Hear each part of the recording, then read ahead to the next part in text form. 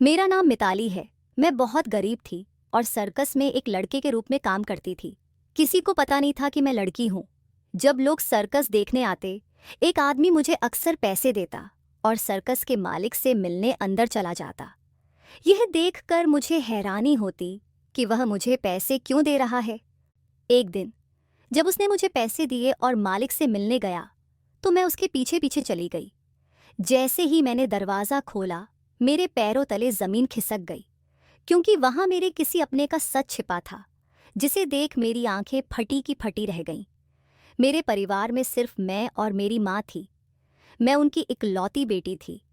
मैंने कभी अपने पिता को नहीं देखा था और जब से मुझे होश आया, मैंने सिर्फ अपनी माँ को ही देखा और उन्हीं का सहारा पाया। मुझे कभी पता ही नहीं चला कि पिता का प्यार कैसा होता है। मेरा मन हमेशा अपने पिता को देखने और उनसे मिलने का करता था, लेकिन जो दुनिया से चले जाते हैं, उनसे मिलने की उम्मीद भी अधूरी ही रह जाती है। मेरी माँ कभी कभी मुझे पिता के बारे में बताती थीं। उन्होंने कहा कि जब मैं 1.5 साल की थी, तब मेरे पिता अचानक बीमार हो गए और इलाज के बाद भी वे बच नहीं सके। इसके बाद मेरी माँ अकेली पड़ गईं और अपने देवर, मेरे चाचा के पास चली गईं। लेकिन मेरी चाची को हमारे वहाँ रहने से समस्या थी और वह हमें ताने देती थीं। इस कारण माँ ने छोटी मोटी नौकरी की तलाश की और हम दोनों माँ बेटी किराए के घर में रहने लगे। मेरे दादा के घर से चाचा ने दया करके मेरे पिता के हिस्से के पैसे माँ को दे दिए थे। इन पैसों से माँ ने एक छोटा सा घर खरीद लिया। घर छोटा था, लेकिन हमारे लिए काफ़ी था। मेरी माँ बहुत पढ़ी लिखी नहीं थी, इसलिए वह अस्पताल में सफाई का काम करके मेरा और अपना गुजारा करती थीं। उन्होंने मुझे अच्छे स्कूल में दाखिला दिलवाया और मेरी ज़रूरत की हर चीज़ पूरी की। मेरी माँ मेरे लिए छोटी बड़ी सभी इच्छाएं पूरी करती थीं, चाहे इसके लिए उन्हें कितनी भी मेहनत करनी पड़े। उन्होंने खुद को हर मुश्किल में डाला, लेकिन मेरी सभी इच्छाओं को पूरा करने की कोशिश की। स्कूल से आने के बाद मैं सारा समय अपनी माँ के साथ बिताती थी। माँ अस्पताल से आने के बाद लोगों के कपड़े भी सिलाई करती थीं। वह बहुत हुनरमंद थीं, बस पढ़ाई में पीछे थीं। जब मैं छोटी थी, तो उन्हें इतना काम करते देख मुझे गुस्सा आता और मैं चाहती थी कि वह सारा काम छोड़कर सिर्फ मेरे साथ समय बिताएं। हालांकि वह मेरे साथ समय बिताती थीं, लेकिन मेरी इच्छा थी कि जब मैं घर आऊं तो वह बिल्कुल खाली रहें और सारे काम छोड़ दें। लेकिन वह क्या करती? अगर माँ काम नहीं करती तो घर का खर्च कैसे चलता? ये बात वह मुझे समझा नहीं पाती थी। मैं गुस्से में उनसे कह देती थी कि उन्हें मुझसे नहीं, बस अपने काम से ही प्यार है, इसलिए वे मेरे साथ समय नहीं बिताती। मुझे लगता था कि वह सिर्फ पैसे कमाने में ही लगी रहती हैं। लेकिन जैसे जैसे मैं बड़ी हुई, मुझे समझ में आने लगा कि असल में उनका प्यार मुझसे ही है। मेरी हर ज़रूरत और इच्छा पूरी करने के लिए ही वह दिन रात काम करती थीं। वे मुझे इतना चाहती थीं कि मेरी शिकायतें भी मुस्कुराते हुए सुन लेती थीं। जब मैंने इंटरमीडिएट पूरा कर लिया, तो माँ चाहती थीं कि मैं कॉलेज में दाखिला लूँ, लेकिन मैं पढ़ाई के साथ साथ कुछ काम भी करना चाहती थी, ताकि कुछ पैसे कमा सकूं और माँ के कंधों का बोझ थोड़ा कम हो सके। मैंने आसपास के बच्चों को घर पर ट्यूशन पढ़ाना शुरू कर दिया, जिससे मेरे पास थोड़े पैसे आने लगे। माँ के मना करने के बावजूद मैंने उनसे कहा कि मुझे बच्चों को ट्यूशन पढ़ाने से न रोकें। वैसे भी कॉलेज से आने के बाद मेरा दिन खाली ही गुजरता था। हम दोनों का खाना पीना बहुत ही साधारण था, तो मैं दोपहर में खाना बना लेती थी, जो शाम तक चल जाता था। घर की सफाई भी एक बार कर देती, जो शाम तक चलती रहती, क्योंकि घर गंदा करने वाला कोई और था ही नहीं। ऐसे में अगर मैं बच्चों को पढ़ा देती, तो मुझे भी कुछ पैसे मिल जाते। लेकिन माँ का कहना था कि अभी मुझे सिर्फ अपनी पढ़ाई पर ध्यान देना चाहिए। उन्हें डर था कि कहीं ट्यूशन पढ़ाने के चक्कर में मैं पढ़ाई से दूर न हो जाऊं। मगर मैंने उन्हें भरोसा दिलाया कि मैं अपनी पढ़ाई में पूरा ध्यान दूंगी। आखिरकार मेरी जिद के आगे उन्होंने मुझे ट्यूशन पढ़ाने की इजाज़त दे दी। ट्यूशन पढ़ाने से मुझे इतने पैसे मिल जाते थे कि मैं अपने कॉलेज के छोटे मोटे खर्चे खुद ही कवर कर लेती थी। इस बात से मुझे खुशी मिलती थी कि मुझे छोटी छोटी चीज़ों के लिए माँ से पैसे नहीं मांगने पड़ते थे। माँ भी मुझे देखकर निश्चिंत हो जाती थी। कुछ साल इसी तरह से गुजर गए और मेरी पढ़ाई भी पूरी हो गई। मैं हमेशा पढ़ाई में अच्छी रही थी और हर बार अच्छे नंबरों से पास होती थी। माँ मुझे ज़्यादा से ज़्यादा पढ़ाना चाहती थीं ताकि जो मुश्किलें उन्होंने अपनी ज़िंदगी में देखीं मुझे न देखनी पड़े। हमारे समाज में आज भी कुछ परिवार ऐसे हैं जो लड़कियों की शिक्षा पर ध्यान नहीं देते। उन्हें लगता है कि आखिरकार लड़कियों को तो हाउसवाइफ ही बनना है, लेकिन यह सोच बिल्कुल गलत है। असल में एक औरत की शिक्षा बहुत ज़रूरी होती है, क्योंकि अगर वह शिक्षित होगी तो वह अपनी आने वाली पीढ़ी को भी सही दिशा दिखा सकती है। घर चलाने के साथ साथ खुद का बोझ उठाने के लिए बेटियों को भी सक्षम बनाना चाहिए। अब माँ की तबीयत दिन ब दिन खराब होती जा रही थी। उनसे काम भी नहीं होता था, फिर भी वे कोई न कोई काम करने की कोशिश करती थीं। जब मैं उन्हें काम से रोकती तो वह कहती, अगर मैं काम नहीं करूंगी तो घर कैसे चलेगा।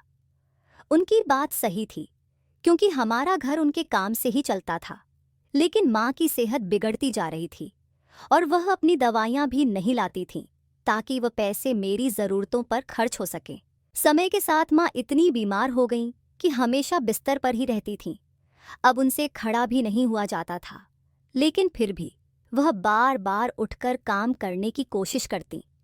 उनकी हालत देखकर मुझे समझ आ गया कि अब घर की जिम्मेदारी मुझे ही संभालनी होगी।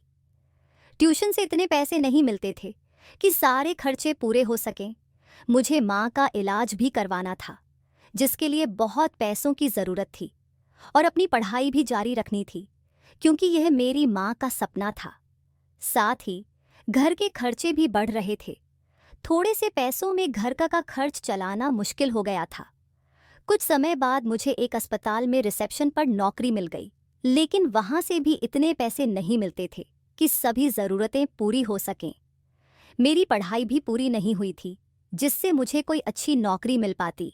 काफ़ी सोचने के बाद मैंने एक फ़ैसला लिया और माँ को एक ज़रूरी काम का बहाना बताकर घर से निकल पड़ी।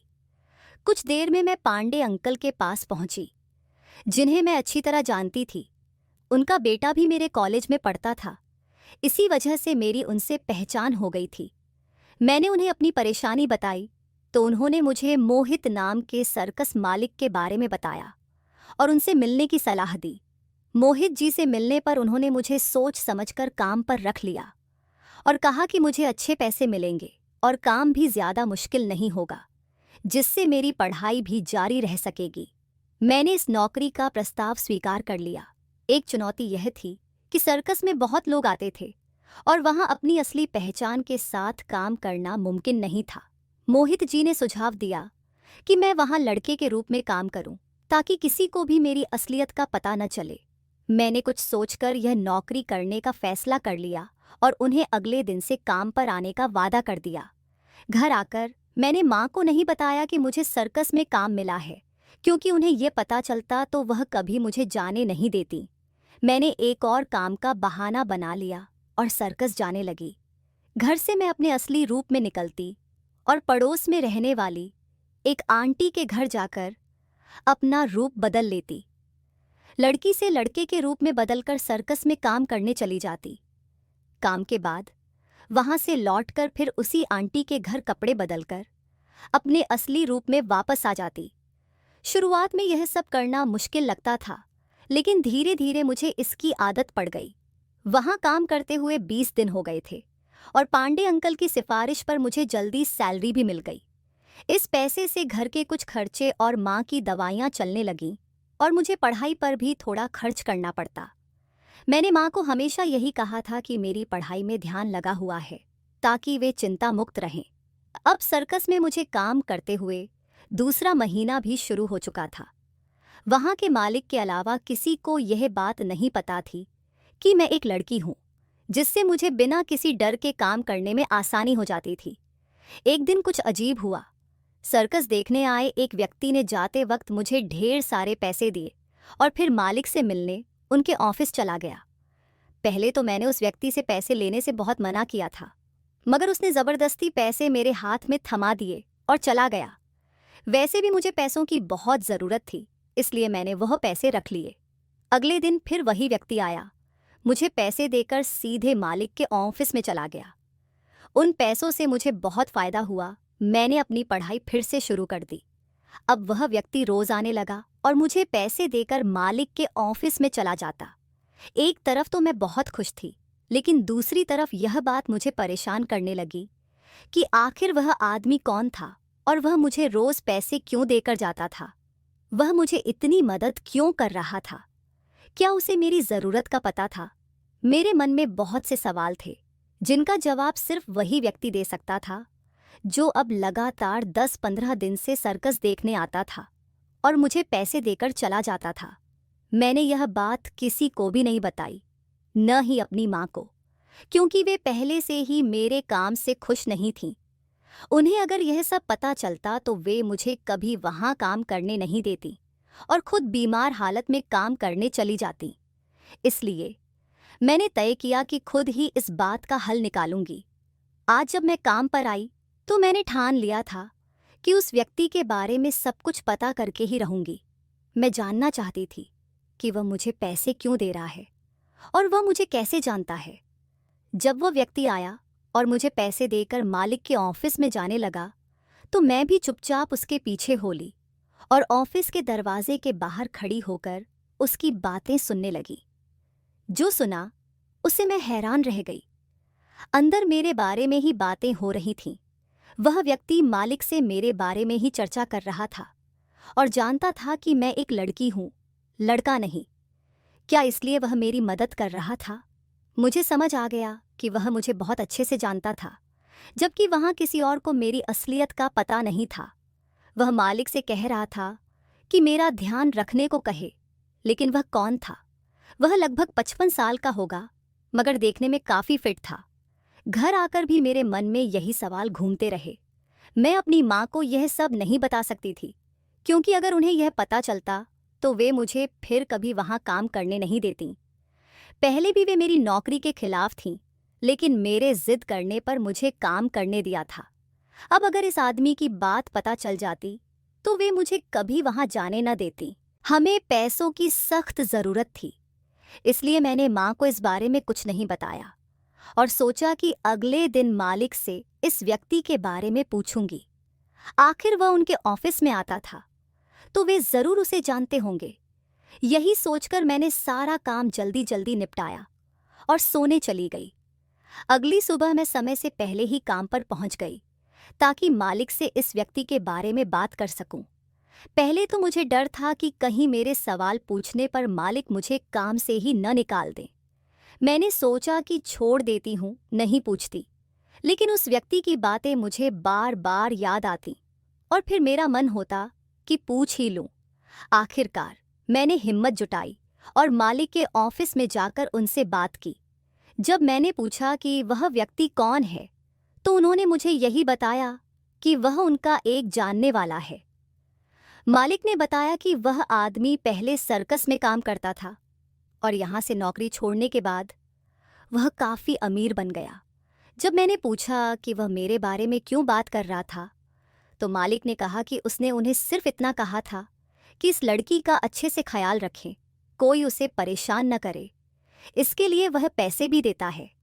मैं वहाँ उस आदमी के बारे में पूछने गई थी, पर मालिक ने उल्टा मुझसे ही सवाल करना शुरू कर दिया कि क्या वह मेरा कोई रिश्तेदार है, जबकि मैं खुद उस आदमी के बारे में जानने आई थी। मैंने उसे कभी देखा भी नहीं था और वह कोई हमारा रिश्तेदार भी नहीं था। मुझे अपने सारे रिश्तेदारों की जानकारी थी और वे कभी ज़रूरत में भी हम पर इतना पैसा खर्च नहीं करते। तो ये आदमी कौन हो सकता था? मैंने तय किया कि सीधे उसी आदमी से पूछना पड़ेगा।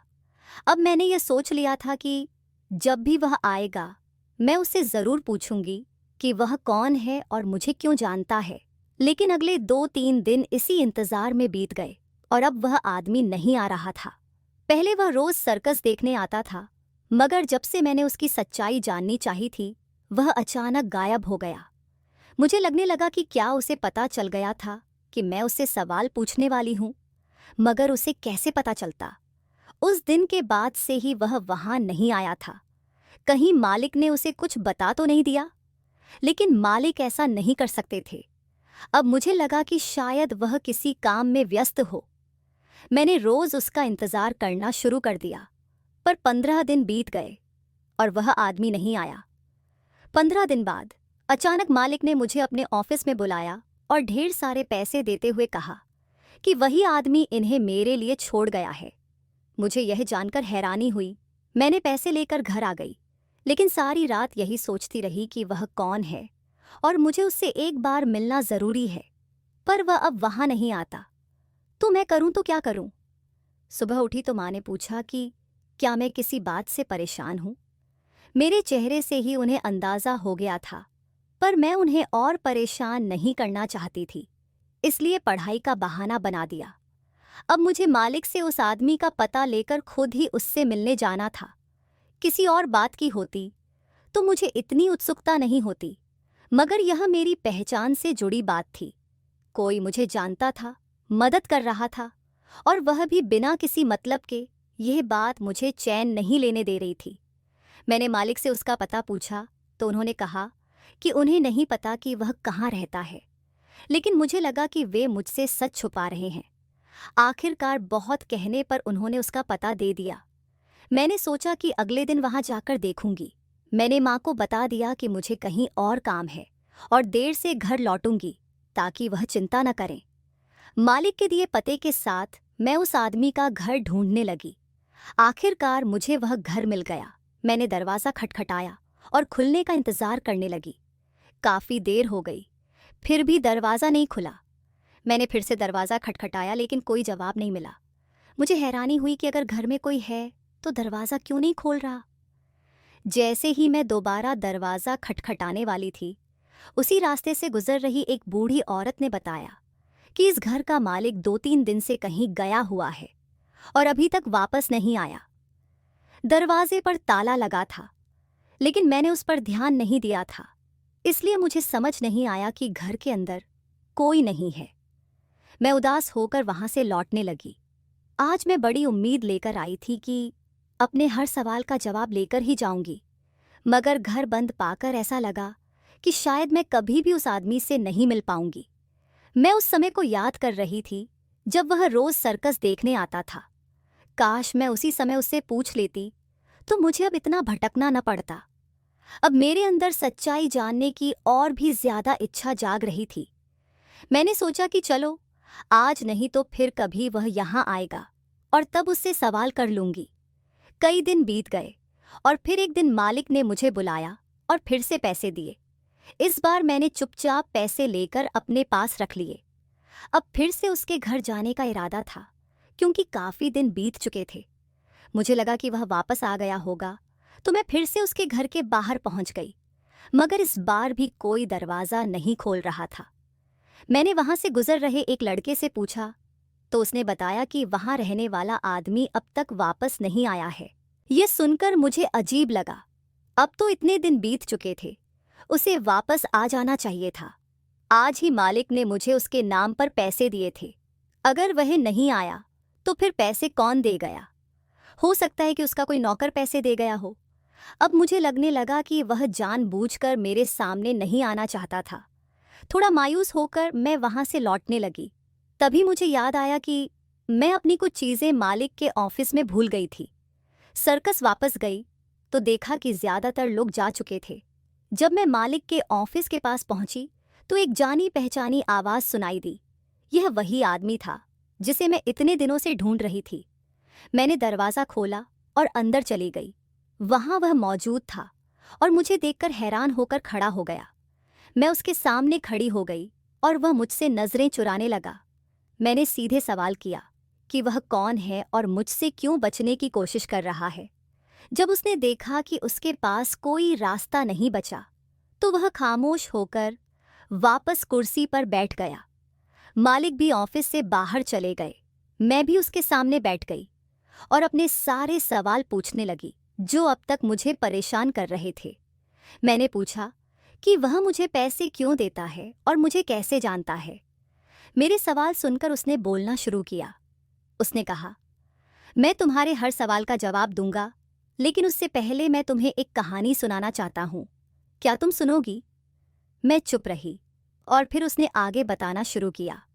उसने कहा, आज से 22 साल पहले मैं भी सर्कस में मामूली कर्मचारी था। मेरी कोई खास हैसियत नहीं थी।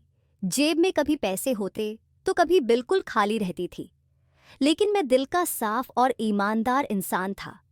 हर संडे एक लड़की सर्कस देखने आती थी और धीरे धीरे मुझे उससे प्यार हो गया।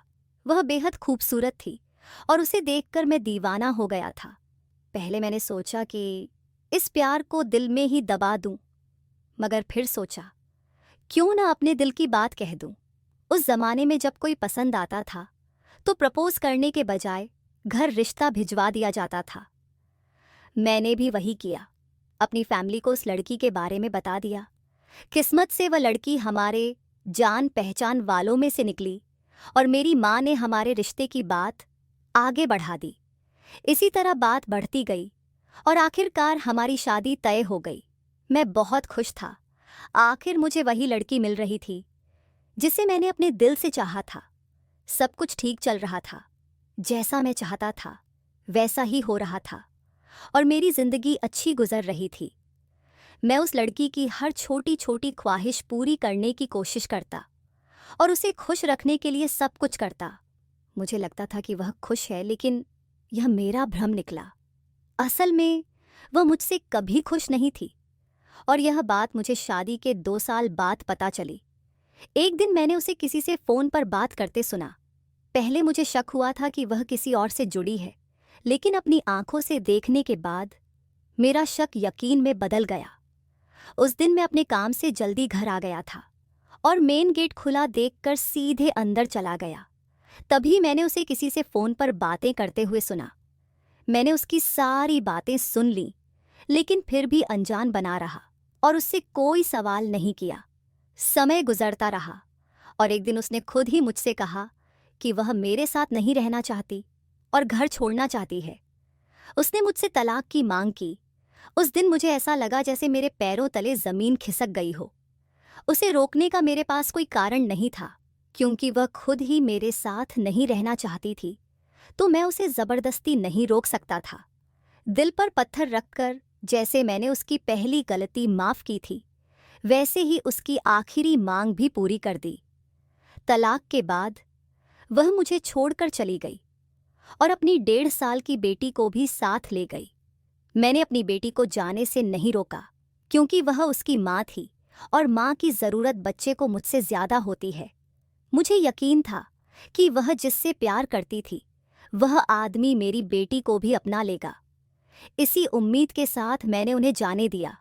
उसके जाने के बाद मैंने दोबारा शादी नहीं की। मेरा दिल दूसरी शादी के लिए तैयार नहीं था और मुझे इसकी कोई ज़रूरत भी नहीं थी। समय गुजरता गया और मैंने अपना सारा ध्यान अपने काम में लगाई। आज मैं अपनी मेहनत की वजह से एक बड़ी कंपनी का मालिक बन गया हूँ। ये सब कहने के बाद वह चुप हो गए और मैं सोच में पड़ गई कि उन्होंने मुझे यह सब क्यों बताया।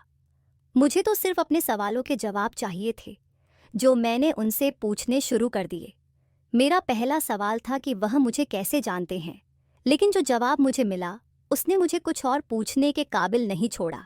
मेरे सामने बैठे वह शख्स और कोई नहीं, बल्कि मेरे अपने पिता थे। मुझे ऐसा लगा जैसे मैं अपने होश खो बैठी हूँ।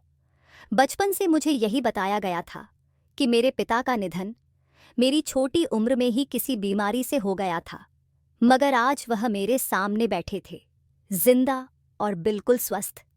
मुझे समझ नहीं आ रहा था कि इतना बड़ा सच मुझसे क्यों छुपाया गया। कुछ देर खुद को संभालने के बाद मैंने पूछा कि वह मुझसे क्यों छुपे रहे और मुझसे मिलना क्यों नहीं चाहते थे। इस पर उन्होंने कहा कि वह मुझे सच्चाई से बचाना चाहते थे। वे नहीं चाहते थे कि जिस माँ ने मुझे पाला, जिसे मैं अपना सब कुछ मानती हूँ, मैं उसे गलत समझूं या उससे नफरत करने लगूं। उनका मानना था कि हम दोनों माँ बेटी अपनी जिंदगी में खुश हैं। उन्होंने सोचा था कि मेरी माँ ने जिस व्यक्ति से शादी की उसने हमें सब कुछ दिया होगा, क्योंकि वह एक अमीर आदमी था। लेकिन उन्हें यह नहीं पता था कि हम गरीबी में जी रहे थे, जिंदगी को मजबूरी मानकर जी रहे थे और उन्हें यह बात तब पता चली जब वह सर्कस में अपने पुराने दोस्त से मिलने आए। मेरे माथे पर एक काला मस्सा था जो बचपन से ही बना हुआ था।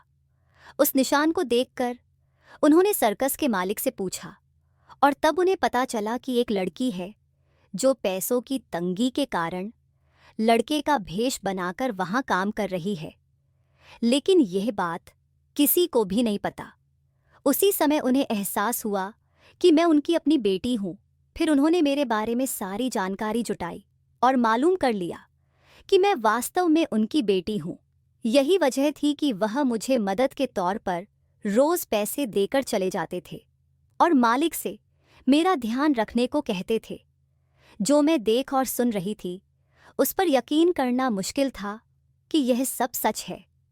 मेरे आंसू पोंछते हुए उन्होंने मुझे गले से लगाया और मुझे चुप कराते हुए मेरे आंसू अपने हाथों से साफ किए। कुछ समय इसी तरह गुजर गया। जैसे ही मुझे समय का ध्यान आया, मैं उनसे अलग हुई और अपनी घड़ी देखी तो काफी देर हो चुकी थी। मुझे माँ की चिंता होने लगी, जो मेरे इंतजार में घर पर परेशान हो रही होंगी और शायद मुझसे नाराज भी। इतने सालों बाद अपने पिता से मिलने का मन नहीं था कि मैं उन्हें छोड़कर जाऊं, लेकिन मजबूरी थी। मेरी माँ घर पर इंतजार कर रही थीं, तो मैंने अपने आंसू पोंछे, पर्स उठाया और घर लौट आई। रास्ते भर मेरे मन में यही सवाल उठता रहा कि आखिर मेरी माँ ने मेरे पिता को क्यों छोड़ा था, वह भी किसी और के लिए, जबकि मेरे पिता तो उनसे बहुत मोहब्बत करते थे। क्यों उन्होंने मुझे यह बताया कि मेरे पिता बचपन में ही गुजर गए? ये समझ में आ चुका था कि माँ भी नहीं चाहती थीं कि मैं उनके बारे में गलत सोचूं। घर जाकर मैंने माँ से कुछ नहीं पूछा। मैं नहीं चाहती थी कि वह खुद को मेरी नज़रों में दोषी समझें और शर्मिंदा महसूस करें। अब पिताजी से मेरी मुलाकात घर से बाहर होती। उनके कहने पर मैंने सर्कस का काम छोड़ दिया और पढ़ाई पर ध्यान देने लगी। माँ को काम का कहकर मैं घर से निकलती और फिर पिता से मिलने जाती, वहाँ बैठकर पढ़ाई करती। पिताजी मुझे मेरे बचपन की तस्वीरें दिखाते तो कभी माँ और उनकी शादी की तस्वीरें। माँ के जाने के बाद उनके पास बस यही कुछ तस्वीरें रह गई थीं, जिनके सहारे उन्होंने अपनी जिंदगी गुजार दी थी। हम दोनों बाप बेटी के साथ बात करते करते समय का पता नहीं चलता था और अक्सर मुझे घर लौटने में देर हो जाती थी। उस दिन पिताजी ने कहा कि वह मुझे खुद घर छोड़ देंगे। जब हम घर पहुंचे तो माँ ने मुझे उनके साथ देख लिया। घर पहुंचते ही माँ ने मुझसे पूछा कि मैं किसके साथ आई हूँ, और इसी तरह उन्हें यह बात भी पता चल गई कि मैं अपने पिता से मिल चुकी हूँ और सच्चाई जान चुकी हूँ। माँ चुप थीं। उनकी आंखों में आंसू और शर्मिंदगी थी, जो मैं देखना नहीं चाहती थी, इसलिए अब तक यह सब उनसे छुपाया था। तब उन्होंने मुझे बताया कि यह उनकी गलती थी। उन्होंने मेरे पिता जैसे नेक इंसान को दौलत के खातिर छोड़ दिया था, और जैसे दूसरे आदमी के लिए उन्होंने मेरे पिता को छोड़ा, उसी ने कुछ महीनों बाद माँ को किसी और के लिए छोड़ दिया। इसके बाद वह मुझे अपने साथ लेकर अलग रहने लगी। माँ ने मुझे इसलिए अपने साथ रखा क्योंकि उन्हें लगा कि पिताजी ने भी शायद दूसरी शादी कर ली होगी और उनका अपना जीवन सेट हो गया होगा। मुझे बताया गया था कि मेरे पिता बचपन में ही गुजर गए थे और कभी उनकी कोई तस्वीर नहीं दिखाई गई कि कहीं मैं उन्हें पहचान न लूं। यही वजह थी कि जब मैंने अपने पिता को देखा तब भी पहचान नहीं पाई थी। पिताजी माँ से मिलने घर आए थे और मैंने उनसे माँ के साथ किए हर दुख और गलती की माफ़ी मांग ली थी। पिताजी ने माँ का इलाज एक बड़े और अच्छे अस्पताल में करवाना शुरू कर दिया और पूरे 6 महीने बाद मुझे शहर की सबसे अच्छी यूनिवर्सिटी में दाखिला भी दिलवाया। माँ का पूरा इलाज करवाने के बाद भी वह हमें इस दुनिया से छोड़कर चली गई। माँ की मौत से मुझे बहुत दुख हुआ और अब मैं अपने पिता के साथ रहने लगी। पिताजी मेरा बहुत ख्याल रखते थे ताकि मुझे कभी माँ की कमी महसूस न हो, लेकिन माँ की जगह तो कोई नहीं ले पाया। मैं उनके साथ खुश थी, मगर माँ की याद हमेशा मुझे सताती थी और मैं उन्हें याद करके रोती थी। जिंदगी में सब कुछ एक साथ नहीं मिलता। पहले मैं माँ के साथ थी, तब पिताजी नहीं थे, और अब पिताजी हैं तो माँ मुझे छोड़कर चली गई। मुझे कभी माता पिता का प्यार एक साथ नहीं मिल सका। अक्सर हम सबसे बेहतरीन की तलाश में अपना बेहतर भी खो देते हैं। इसलिए जो हमें मिलता है उसी के साथ खुशी से जीना चाहिए, और जो हमारी किस्मत में नहीं है उसे किस्मत का लिखा मानकर स्वीकार करना चाहिए। अब मैं अपने पिताजी के साथ खुश हूँ, मगर आज भी माँ की बहुत याद आती है। पिताजी ने मुझे अपनी कंपनी में साथ काम पर लगा लिया और अब मैं उनकी कंपनी संभाल रही हूँ। आज मेरे पास दौलत है और पिता का नाम भी है और मेरी जिंदगी अच्छी गुजर रही है। दोस्तों, उम्मीद करती हूँ कि आपको हमारी कहानी पसंद आई होगी। अगर कहानी अच्छी लगी हो तो वीडियो को लाइक करें, चैनल को सब्सक्राइब करें और नोटिफिकेशन ऑन करना न भूलें ताकि आपको हमारे अगले अपडेट सबसे पहले मिले।